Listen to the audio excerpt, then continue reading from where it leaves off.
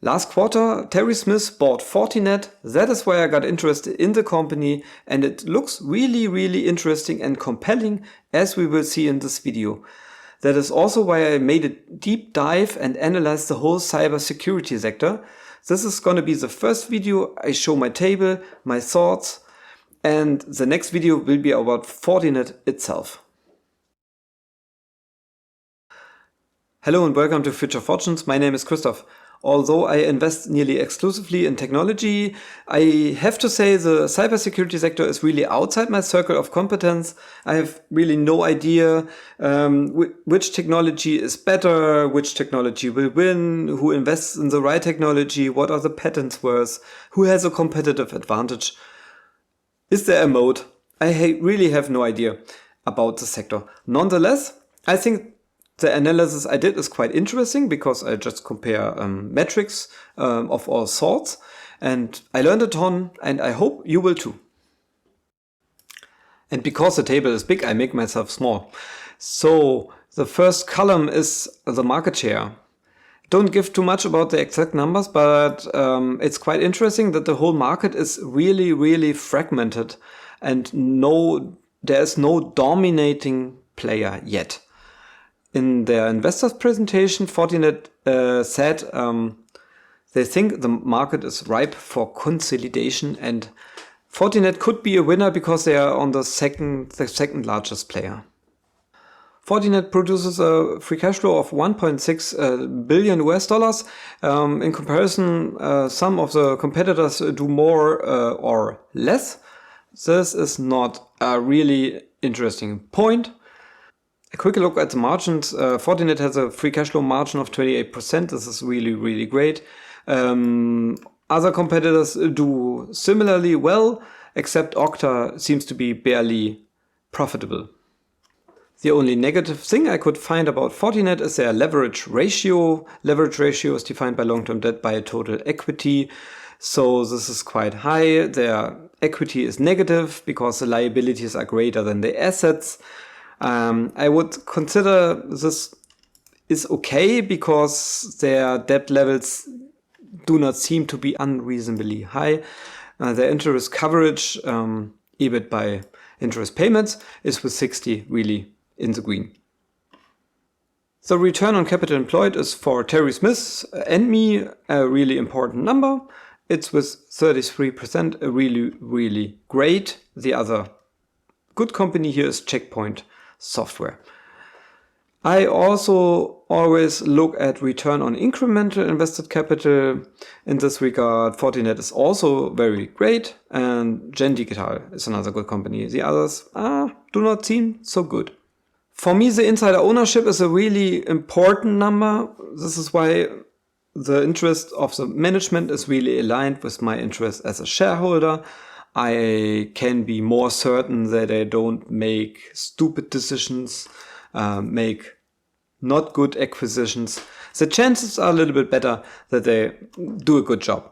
So insider ownership is with Fortinet, Zscaler, Checkpoint Software, really good. I like to see insider ownerships above 4 or 5%. So I would consider these down at the bottom, and Palo Alto really bad. Palo Alto, I have to say, the insiders do not own much, and they are selling a lot. I do not like this. Would be a red flag for me. Guru conviction is defined by super investors that have invested more than 2.5 or 3% of their portfolio in the company. With Fortinet, it's of course Terry Smith with 3.1%. And 10 other super investors, the number in the brackets, are all other super investors who have invested less than that. Zscaler, only 7 super investors have a little bit of money invested. With Checkpoint Software, 2 super investors have more than 2.5%. I don't really know these guys. And Okta is the same. It's interesting that a lot of super investors hold names here a lot. Crowdstrike, 0 super investors with more than 2.5 or 3%. But 11 also are invested a little bit. And for this is a red flag for me if no super investor is interested in these companies, and VMware as well. If we take a look at short interest, 2.6% is about the norm here in the sector right now. The only negative companies that stands out is Zscaler, with nearly 5% of their outstanding shares are shorted.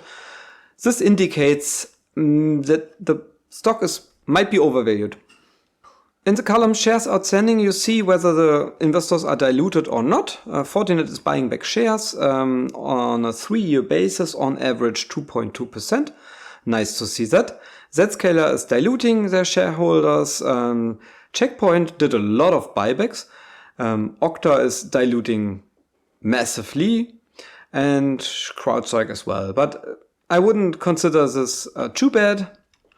A quick look at the revenue development. Here you see the 3-year compounded growth rate of the revenue, and here the 2-year compounded growth rate.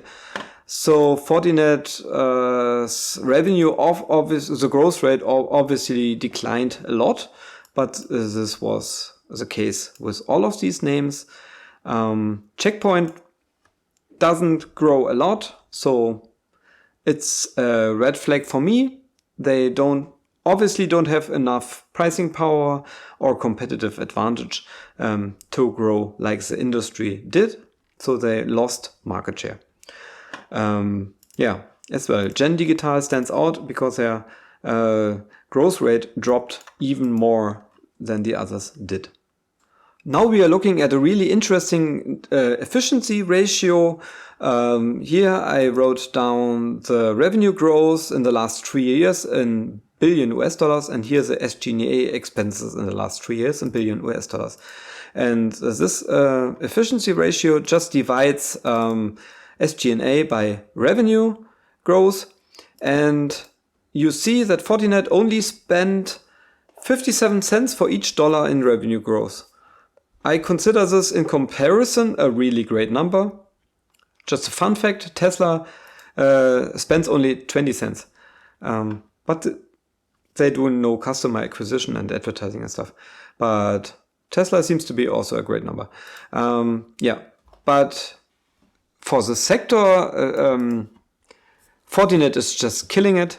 Zscaler is also quite good, 75 cents for each dollar revenue growth. And the other ones, Crowdstrike is maybe also okay with $1.64, and the others are quite high.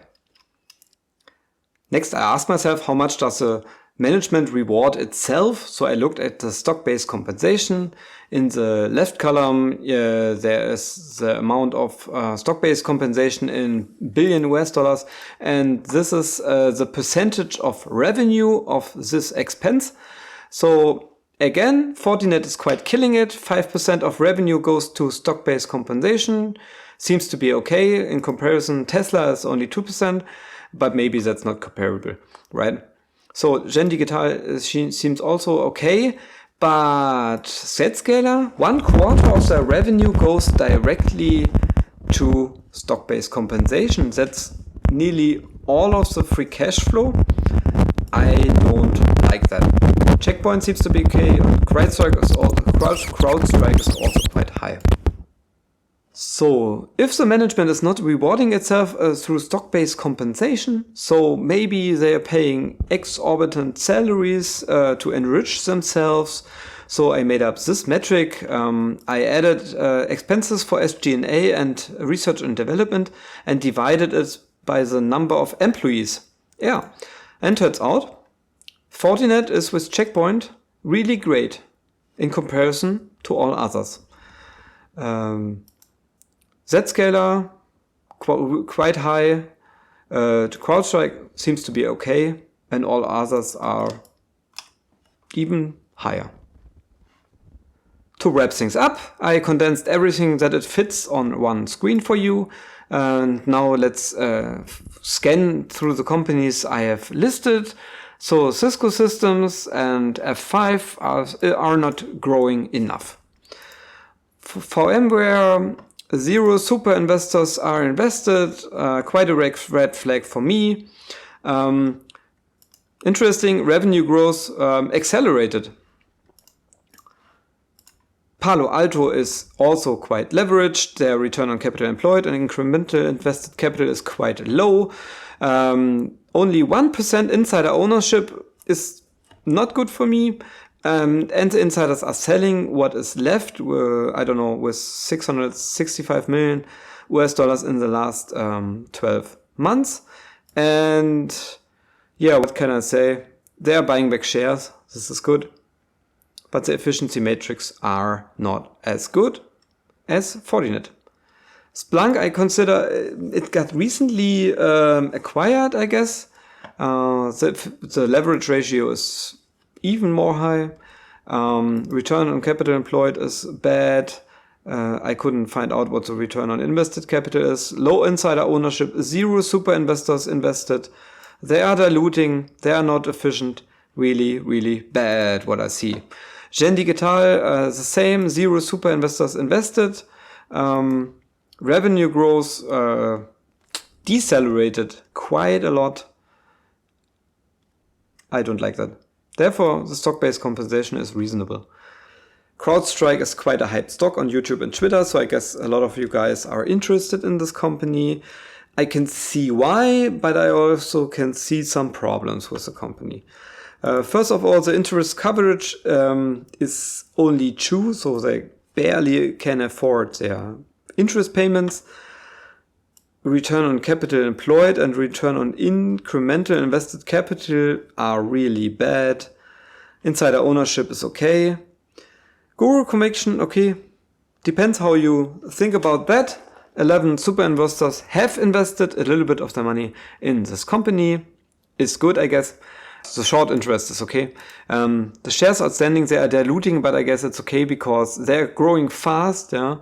The best of all those companies in the last 2 years, they grew a lot. Really good sign. And for each dollar in revenue growth, they spent only $1.64.